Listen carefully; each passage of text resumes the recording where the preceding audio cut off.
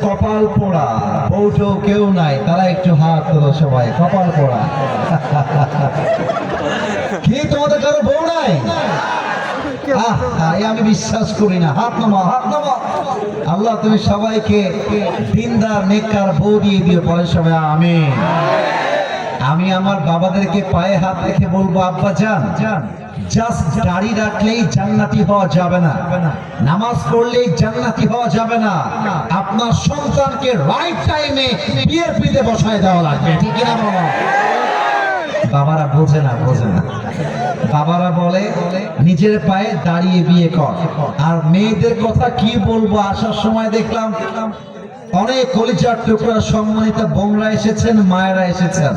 আমি যা বলবো কারো বিরুদ্ধাচারণ করে নয়, উইথ ডিউ রেসপেক্ট বলছি। আজকালকার বেশিরভাগ মেয়েরা টাকা ছাড়া বিয়ে করতে চায় না।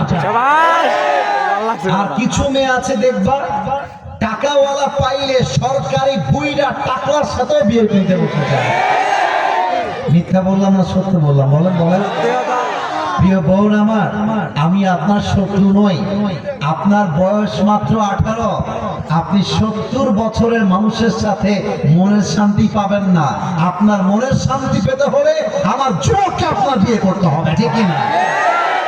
বুঝলে বুঝতে না বুঝলে আল্লাহ প্রিয় বোনদেরকে বোঝার তৌফিক দান করুন, পড়েন সবাই আমিন। তো আমরা কথা আর বাড়াতে চাই না, মূল তাফসীরে ফিরে যাব 3টা তাকবীর দেওয়ার মাধ্যমে।